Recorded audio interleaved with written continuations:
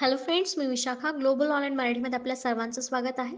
आजच्या सेशनमध्ये आपल्याला मुंबई युनिव्हर्सिटीच्या PhD एंट्रन्स टेस्टसाठी रिसर्च मेथॉलॉजीचा स्टडी करायचा आहे. MCQ थ्रू कन्सेप्ट आपल्याला क्लिअर करायचे आहेत, जे आपल्याला ही एक्झाम क्रॅक करण्यासाठी खूप हेल्पफुल ठरणार आहेत. ज्याचं हे आजचं आपलं तिसरं लेक्चर आहे. ऑलरेडी 2 लेक्चर्स कंप्लीट झालेले आहेत रिसर्च मेथॉलॉजीवरचे. चला तर सुरू करूया आजच्या सेशनला. सेशन स्टार्ट करण्यापूर्वी एक इम्पॉर्टंट सूचना किंवा संधी त्या स्टुडंटसाठी जे स्टुडंट्स यावर्षीची एक्झाम टार्गेट करत आहेत मुंबई विद्यापीठाची PhD एंट्रन्स टेस्ट, त्यांच्यासाठी आम्ही एक फुल कोर्स घेऊन आलो आहोत, जो आहे रिसर्च मेथॉलॉजीवरती. जसं की आपल्याला माहिती आहे, या रिसर्च मेथॉलॉजी या पेट एक्झाममध्ये पार्ट फर्स्ट जो आहे तो रिसर्च मेथॉलॉजीवरचा आहे. 50% पार्ट जो ह्याच्यावरती आहे, त्यामुळे हा फुल कोर्स जो आहे तो तुम्हाला रिसर्च मेथॉलॉजी क्लिअर करण्यासाठी खूप हेल्पफुल ठरणार आहे. कारण या कोर्समध्ये आम्ही तुम्हाला प्रोव्हाइड करतो आहोत संपूर्ण अभ्यासक्रमावरील मॉक टेस्ट, संपूर्ण अभ्यासक्रमावरील notes, video lectures plus live lectures, 1500 plus MCQ PDF, दोन्ही मटेरियल इंग्लिश मराठी दोन्ही लँग्वेजमध्ये मिळणार आहे. या कोर्सची फीस आहे 599 रुपये. दिलेल्या कॉन्टॅक्ट नंबरवरती तुम्ही मेसेज करून रजिस्ट्रेशन करू शकता आणि फुल गॅरंटीने सिलेक्ट होऊ शकता. प्रश्नाकडे पहिला प्रश्न आहे, what is the main aim of interdisciplinary research? अंतविषय संशोधनाचे मुख्य उद्दिष्ट काय आहे? तर इंटरडिसिप्लिनरी रिसर्च काय आहे ते आपल्याला बघायचं आहे, पण त्याचं उद्दिष्ट काय आहे हा आपला प्रश्न आहे.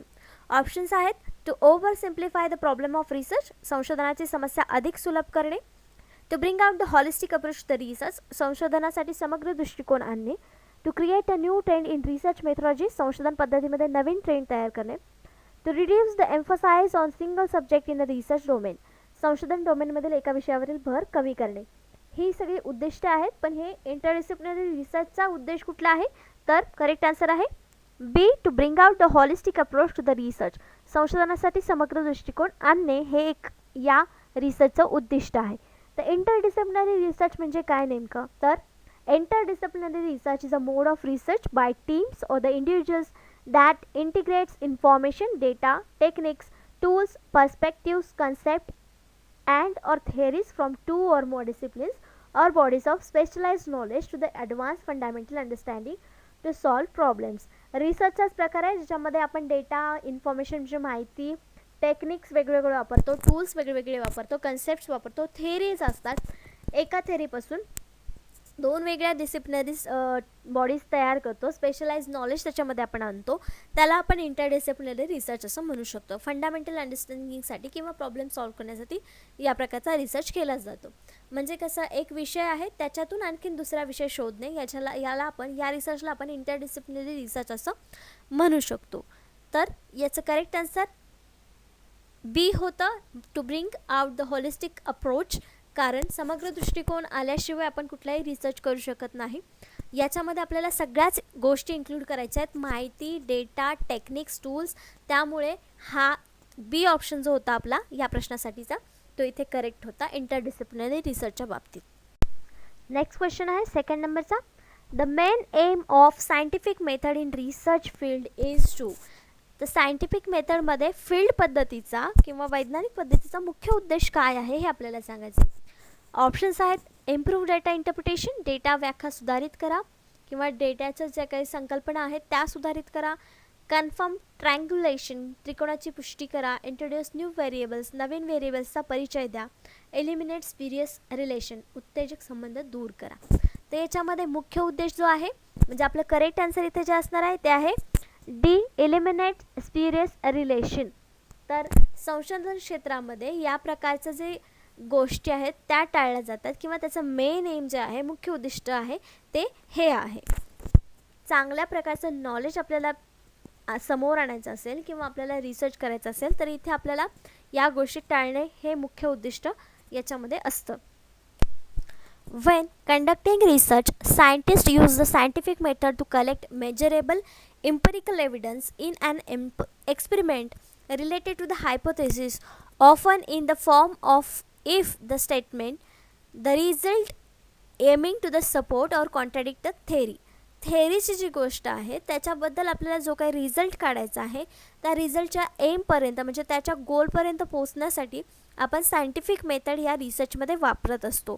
त्याच्यामध्ये पुरावे देण्यासाठी सायंटिफिक मेथड वापरत असतो. जेव्हा सायंटिफिक मेथडने आपण एखादी गोष्ट करतो तेव्हा आपल्याला चांगले पुरावे हाती लागतात त्या पुराव्यांद्वारे आपण नेक्स्ट जो व्यक्ती आहे, समोरचा जो व्यक्ती आहे, त्याला आपण आपलं संशोधन काय आहे किंवा आपली जी गोष्ट आपल्याला मिळालेली आहे ती बरोबर आहे किंवा आपण जे हायपोथेसिस मांडलेलं आहे ते बरोबर आहे हे आपण प्रूव्ह करू शकतो सायंटिफिक मेथड जर आपण रिसर्चमध्ये वापरली तर. तर व्हॉट इज सायंटिफिक मेथड हे आता आपण या प्रश्नामध्ये समजून घेतलं. नेक्स्ट क्वेश्चन आहे 3rd नंबरचा.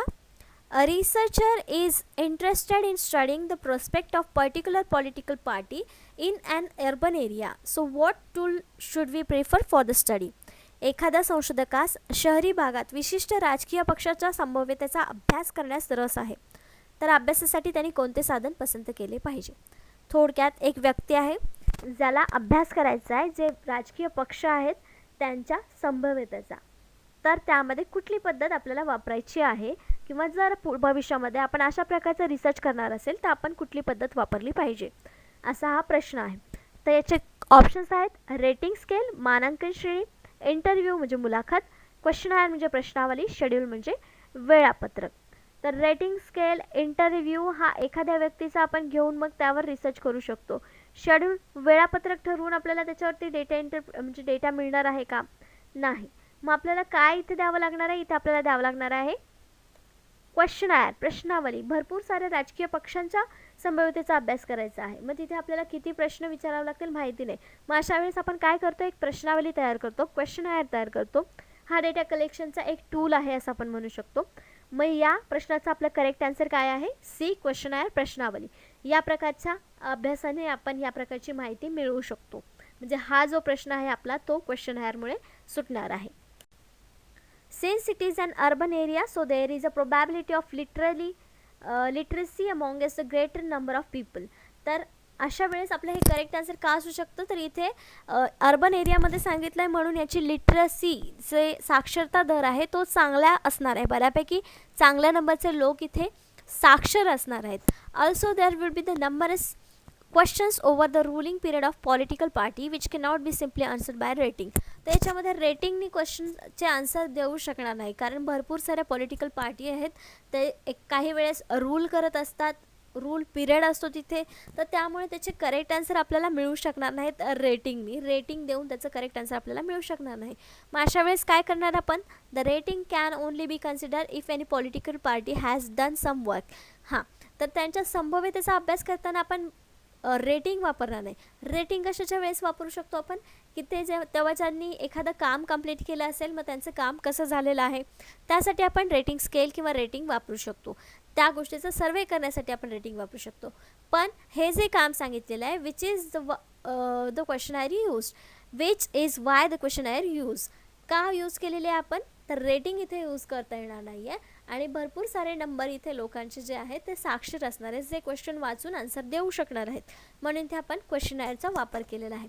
भरपूर मोठ्या अमाऊंटमध्ये म्हणजे भरपूर नंबर्समध्ये क्वेश्चनायर एकाच वेळी दिली तर आपल्याला भरपूर डेटा कलेक्ट होतो, म्हणून इथे आपण ही पद्धत वापरलेली आहे किंवा या प्रकारच्या प्रश्नाचं आन्सर जे आहे ते आपलं क्वेश्चनायर येणार आहे.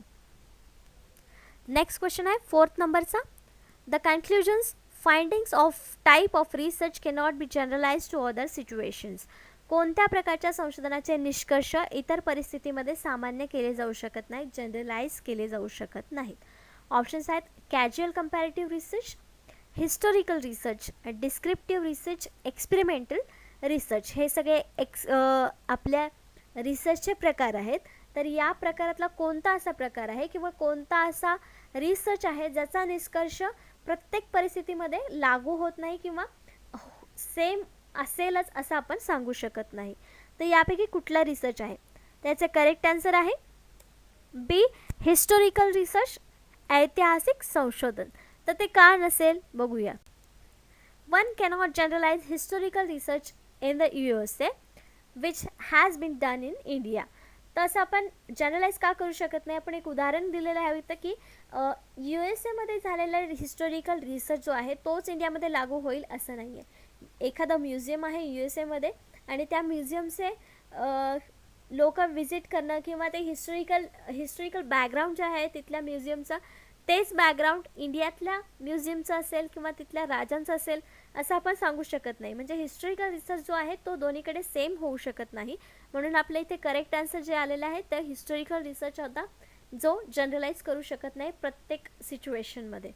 Historical research is a qualitative technique. तर हिस्टॉरिकल रिसर्च काय आहे? क्वालिटेटिव्ह आहे, क्वांटिटेटिव्ह नाही. Historical research studies the meaning of past events in an attempt to interpret the facts and the explain the cause and events. तर historical रिसर्चमध्ये काय explain करतो किंवा काय रिसर्च होतो, तर जे भूतकाळात झालेले इव्हेंट्स आहेत किंवा जे सत्य आहेत, आपल्या भूतकाळातील फॅक्ट्स आहेत, सत्य आहेत, त्यांना एक्सप्लेन करणं किंवा कुठले इव्हेंट्स आहेत त्याचे कारणं कुठली होती किंवा त्या इव्हेंट्स कसे झाले, त्याचा इफेक्ट काय होता, प्रेझेंट इव्हेंट्स काय आहेत त्याच्यातले, त्याच्यावरती रिलेटेड, यासाठी आपण हिस्टॉरिकल रिसर्च करत असतो. हिस्टॉरिकल बॅकग्राऊंड, हिस्टॉरिकल रिसर्च हे पुढच्या पिढीला माहिती मिळण्यासाठी केले जातात. तर आत्ताच्या आपण प्रश्नावरून आपण हिस्टॉरिकल रिसर्च काय आहे किंवा त्याचे जे निष्कर्ष आहेत ते सगळीकडे जनरलाइज होऊ शकत नाही हे शिकलो. नेक्स्ट क्वेश्चन आहे 5th नंबरचा. Who can successfully conduct research. यशस्वीरित्या संशोधन कोण करू शकतो? संशोधन कुठलाही व्यक्ती करू शकतो का? एखादा व्यक्ती उठला आणि संशोधन करायचं आहे म्हटलं तर करू शकतो का? सामान्यपणे करू शकतो, पण समाजासाठी तो व्हॅलिड असेल असं नाही. सामान्यपणे मला याच्याबद्दल माहिती घ्यायची आहे, क्युरियोसिटी म्हणून मला ह्याच्याबद्दल माहिती करून घ्यायचं आहे, हा शोध किंवा संशोधन असं म्हणू शकतो. पण जो प्रॉपर संशोधन असतो, ज्याला व्हॅलिड मान्यता असते, ते संशोधन करण्यासाठी कुठली गोष्ट आवश्यक आहे ते बघूया. ऑप्शन्स आहेत. Someone who is a hard worker, कोणी कठोर परिश्रम कामगार आहे. पोस्ट ग्रॅज्युएशन डिग्री, पदव्युत्तर पदवी असायला पाहिजे. हॅज स्टडीड रिसर्च मेथॉलॉजी, संशोधन पद्धतीचा अभ्यास केला आहे. Possess thinking and reasoning ability, विचार करण्याची क्षमता आणि तर्कक्षमता असावी. तर यामधले सगळेच ऑप्शन आपल्याला करेक्ट वाटत आहेत की त्यांनी हार्डवर्कर असलं पाहिजे, ते पोस्ट ग्रॅज्युएट तर असलंच पाहिजे. माहिती आपल्याला संशोधन करण्यासाठी, PhD करण्यासाठी पोस्ट ग्रॅज्युएशन कंपल्सरी आहे. त्यानंतर रिसर्च मेथॉलॉजीचा अभ्यास केलेला असावा, हे पण कंपल्सरी आहे आपल्याला PhD करायची असेल तर. मग लास्ट पण आहे की विचार करण्याची क्षमता आणि तर्क क्षमता असेल तर आपण PhD करू शकतो. मग यातलं करेक्ट आन्सर काय आहे? तर तिथं करेक्ट आन्सर आहे C, has studies research methodology, संशोधन पद्धतीचा अभ्यास केलेला असावा त्यांनी, त्यानुसारच त्याचं करेक्ट आन्सर मिळू शकतं किंवा करेक्ट स्टेपने आपण रिसर्च व्यवस्थित करू शकतो. म्हणून याचं करेक्ट आन्सर आहे सी, की त्यांनी रिसर्च मेथॉडचा अभ्यास केलेला असावा, तेव्हाच तो एक रिसर्च प्रॉपर करू शकतो. मग या क्वेश्चनचं एक्सप्लेनेशन देखील असंच आहे. कोणतीही व्यक्ती ज्याने रिसर्च मेथॉलॉजी अभ्यासलेली आहे किंवा त्याला ती रिसर्च मेथॉलॉजी काय आहे हे माहिती आहे, तो त्याच्या मनाने किंवा एखादा कुठलाही सब्जेक्ट निवडून त्याच्यावरती रिसर्च करू शकतो, संशोधन करू शकतो. नेक्स्ट क्वेश्चन बघूया 6 नंबरचा. Which of the following is not method of research, पुढीलपैकी कोणती संशोधन करण्याची पद्धत नाही. ऑप्शन्स दिलेले आहेत, त्यातली कुठली पद्धत ही संशोधन करण्याची नाही आहे किंवा संशोधन पद्धत नाही आहे हे सांगायचं आहे. ऑप्शन्स आहेत सर्वेक्षण, हिस्टॉरिकल म्हणजे ऐतिहासिक, ऑब्झर्वेशन म्हणजे निरीक्षण, फिलॉसॉफिकल म्हणजे तात्विक. तर आपण जेव्हा ऑप्शन्स वाचतो त्याच्यातून पटकन क्लिक होतं की कुठला आन्सर याचा असावं. याचं करेक्ट आन्सर आहे सी, ऑब्झर्वेशन, निरीक्षण.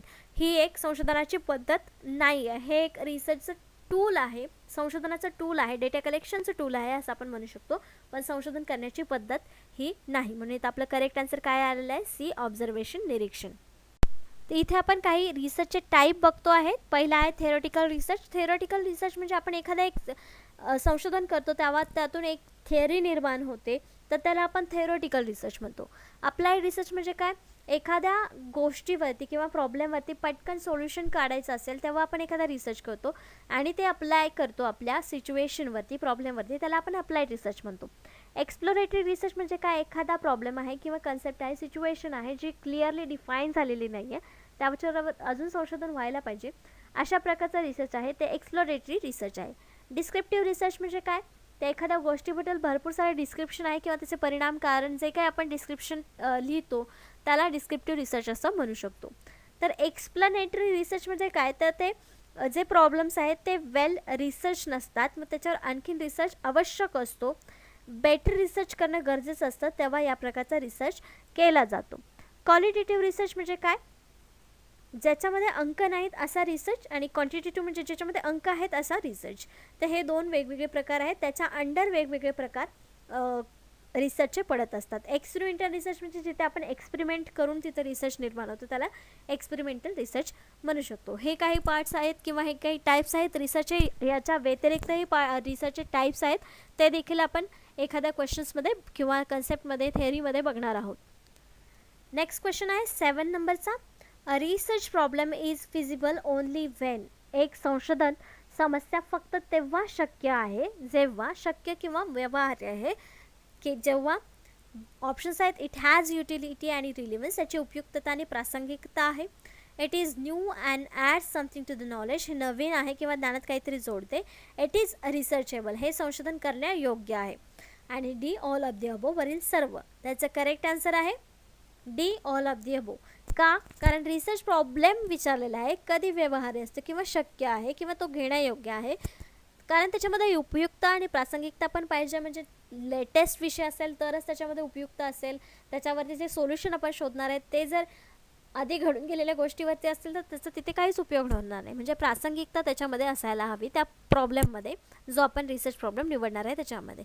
त्यानंतर जे आपण सर्च करणार आहोत त्याच्यामध्ये आपल्या ज्ञानात काहीतरी भर पडायला पाहिजे. ऑलरेडी जर ते करून झालेलं असेल तर त्याच्यामध्ये आपली एक्स्ट्रा भर काय मिळणार नाही. जे आपलं ऑलरेडी नॉलेज आहे तेच नॉलेज आपण शेअर करतो, एवढंच होणार. नंतर इट इज रिसर्चेबल, म्हणजे हे संशोधन करण्यायोग्य पण असलं पाहिजे. नॉर्मल ऑलरेडी त्याच्यावरती कोणीतरी लिहून ठेवलेलं ऑलरेडी असणं त्याला रिसर्चेबल विषय आपण म्हणू शकत नाही किंवा रिसर्चेबल प्रॉब्लेम असं म्हणू शकत नाही.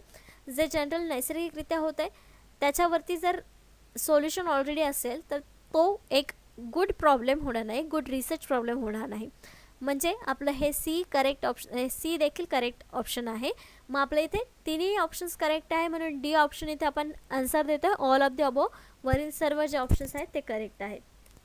A research problem can be define as a statement about the area of the interest. तर रिसर्च प्रॉब्लेम नेमकं काय आहे इथं बघतो आपण. तर एक स्टेटमेंट आहे जे आपल्या इंटरेस्टमधल्या एरियामधला एक स्टेटमेंट आहे किंवा प्रॉब्लेम आहे. A condition that is required to improve, जिथे आपली एक कंडिशन आहे, स्थिती आहे, ती आपल्याला सुधारायची आहे किंवा त्याच्यामध्ये इम्प्रूव्हमेंट करायची आहे. A difficulty that has to be eradicated or any distinguished question existing in scholarly literature in a theory or in practice that point to be solved. तर प्रॉब्लेम म्हणजे काय, एखादी सिच्युएशन आहे ज्याच्यामधला काही प्रश्न आहेत, काहीतरी साहित्य आहे पण आपल्याला ते सॉल्व करायचं आहे, त्याच्यावरती आपल्याला उपाय शोधायचा आहे, त्याला आपण रिसर्च प्रॉब्लेम असं म्हणू शकतो. जो कोणी एक प्रॅक्टिकल किंवा पॉईंट आहे जो आपल्याला सॉल्व करायचा आहे त्याला आपण रिसर्च प्रॉब्लेम असं म्हणू शकतो. नेक्स्ट क्वेश्चन आहे 8th नंबरचा. Authenticity of research findings is it's. संशोधनाची शोधातील सत्यता ही त्याची आहे किंवा त्याच्यावर शोधलेली असते किंवा अवलंबून असते. Authenticity of research finding is it's त्याची काय असते. ऑप्शन्स आहेत व्हॅलिडिटी वैधता, ऑब्जेक्टिव्हिटी म्हणजे वस्तुस्थिती, ओरिजिनॅलिटी म्हणजे मौलिकता, D all of the above वरील सर्व.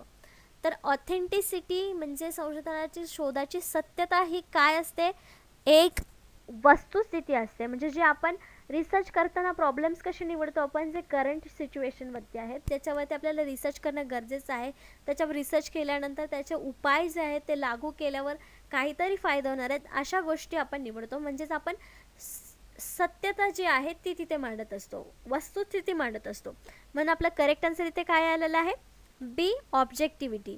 संशोधनाच्या शोधातील सत्यता ही त्याची एक वस्तुस्थिती असते, हे त्याचं करेक्ट आन्सर येणार आहे. म्हणून आपल्या इथे करेक्ट आन्सर बी आहे, ऑब्जेक्टिव्हिटी वस्तुस्थिती. नेक्स्ट क्वेश्चन बघतोय 9th नंबरचा. Which one is called non probability sampling. असंभाव्यतेचे सॅम्पलिंग कोणाला म्हणतात किंवा असंभाव्यता सॅम्पलिंग पद्धतीमध्ये कुठला प्रकार खालील ऑप्शन्सपैकी येतो हे आपल्याला सांगायचं आहे. ऑप्शन्स आहेत कोटा सॅम्पलिंग, कोटा नमुना, cluster sampling, systematic sampling, स्ट्रॅटिफाईड random sampling. तर संभाव्यतेमध्ये स्ट्रॅटिफाईड, सिस्टमॅटिक आणि क्लस्टर हे तिन्ही प्रकार येतात. फक्त कोटा सॅम्पलिंग जे आहे ते नॉन प्रोबॅबिलिटी सॅम्पलिंगमध्ये येतं. म्हणून याचं करेक्ट आन्सर जे आहे ते आहे ए कोटा सॅम्पलिंग. कोटा नमुना जो आहे तो असंभाव्यतेच्या सॅम्पलिंगमध्ये येतं. Common non probability sampling methods include convenience sampling. तर नॉन प्रोबॅबिलिटी सॅम्पलिंग मेथड्समध्ये कुठले कुठले प्रकार आहेत हे आपण बघतोय. Convenience sampling, voluntary response sampling, purposive sampling, snowball sampling and quota sampling. हे जे प्रकार आहेत ते नॉन प्रोबॅबिलिटी सॅम्पलिंग मेथड्स आहेत. प्रोबॅबिलिटी सॅम्पलिंग मेथड्स या वेगळ्या आहेत. आपण नेक्स्ट क्वेश्चनमध्ये किंवा नेक्स्ट थेअरीमध्ये हे पॉईंट्स कवर करूयात किंवा हे पॉईंट्स नेमके काय आहेत, हे सॅम्पलिंग्स कसे निवडले जातात हे देखील बघूयात. Convenience sample, voluntary response sample and purposive samplings and snowball samples. तोपर्यंत हे आपल्याला लक्षात ठेवायचे हे नॉन प्रोबॅबिलिटी सॅम्पलिंग मेथड्स आहेत. नेक्स्ट क्वेश्चन आहे 10 नंबरचा. What does a good thesis involve. चांगल्या प्रबंधात काय समाविष्ट आहे. तर प्रबंध म्हणजे आपण जे थेसिस जे लिहितो ते PhD कंप्लीट करत असताना किंवा आपला रिसर्च कंप्लीट करत असताना लिहित असतो.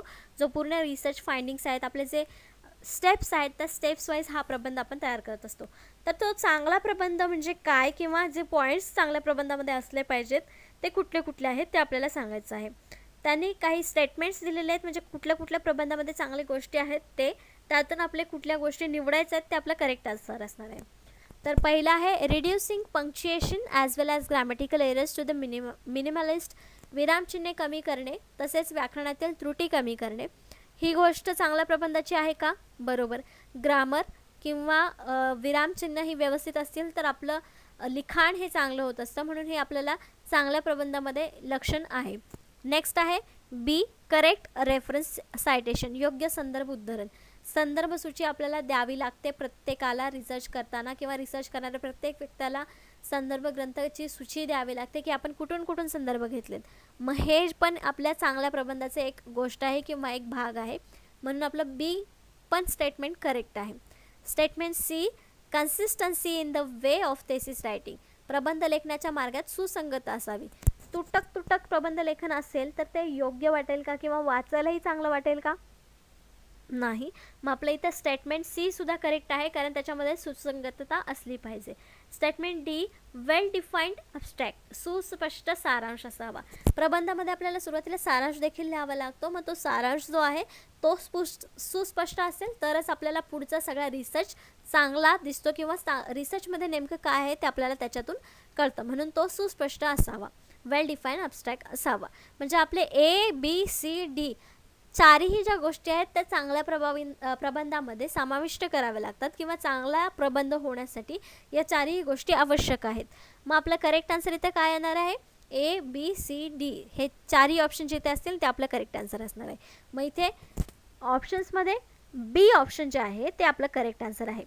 ABCD चारही ऑप्शन्स असणारं करेक्ट आन्सर बी आहे, म्हणून आपलं इथे करेक्ट आन्सर बी आलेलं आहे. A thesis statement should be show exactly what your paper will be about.